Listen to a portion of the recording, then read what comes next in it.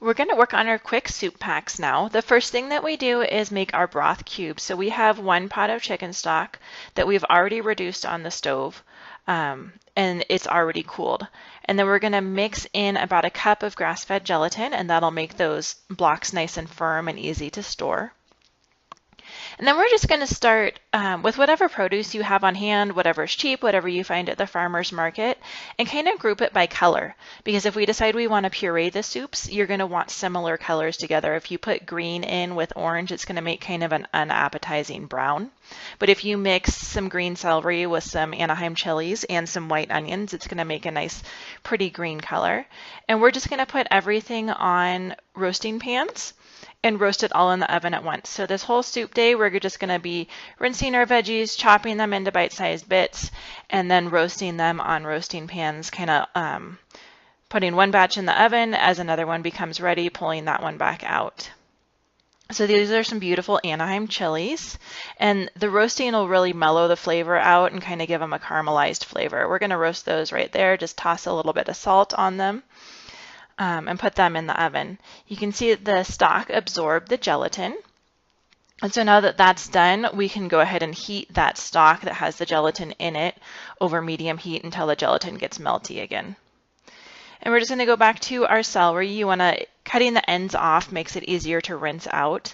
And you can see I pretty much use every shallow dish in my kitchen during this little cooking session, and it's just, we're going to kind of cram pack that oven full of veggies right now. And then butternut squash. I'm not sure if you guys haven't done butternut squash before. It kind of has a sap and it's really sort of annoying to work with. So when we do them all at once, we have all this prepared butternut squash in our freezer ready to go without having to get our hands sticky every time we want to make butternut squash soup.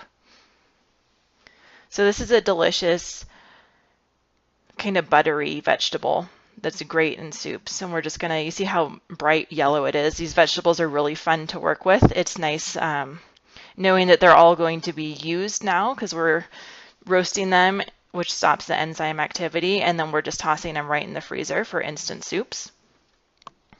So when we do this, it just, your counter and your kitchen's gonna look so beautiful. You're gonna be sure to want to take a bunch of pictures and post them to Instagram if you have that, because this is just so fun.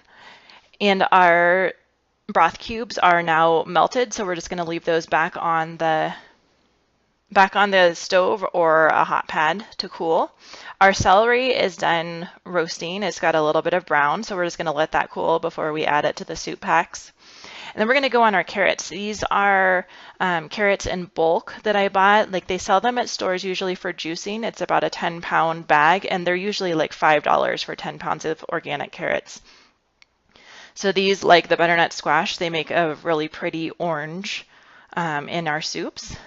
You can see after they've all been roasted and kind of come in and out of the oven, then we're just going to let them cool before we add them to the bags. And so for your bags, what you're going to do, and I have the instructions of what I did here, but you can kind of mix it up however you want. Just use different flavor combinations. So this is butternut squash, and we're going to add some carrots and cayenne pepper and smoked paprika. So we're doing the flavor variety with the different types of veggies, and then we're also doing texture variety with the different, if it's pureed or if you're just mashing it like with a potato masher, or if you're leaving it chunky and adding some cooked meat. If you dice up some grass-fed beef or some chicken and then just add that during the last 10 minutes of cooking, that makes a whole meal out of a soup.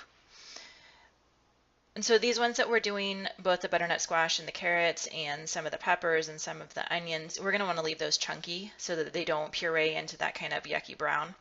But really, all of these soup packs that we're making right now, we can use different flavor combinations, and I have that in the download for you. And the different flavor combinations will really make it taste like a different soup instead of doing an assembly line and having 6 of the same soups. But all 6 of these will add flavor and variety to your diet. And so to cook these from the from the freezer, you don't even need to thaw them. You can just kind of drop the frozen bags on the counter and it'll loosen up into sort of like soup ice cubes, and then pour those either into a large stock pot or a large saucepan or a slow cooker. And you want to have about it half to 3/4 full with these frozen veggies. And then we're going to cover the frozen veggies in filtered water.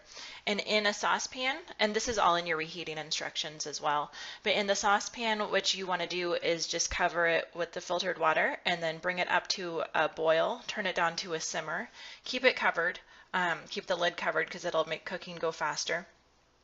And then you can cook in the saucepan, like on the stovetop, for half an hour to 45 minutes, just until it's cooked through. Since the veggies are pre-roasted, they don't take all that long to cook, and keeping that saucepan covered will help it to go faster as well.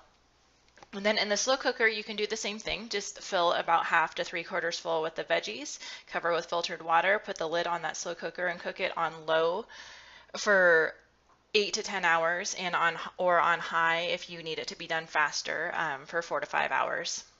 So these are our soup packs going into the freezer. They're just so pretty and flavorful with the different seasonings and the different veggies.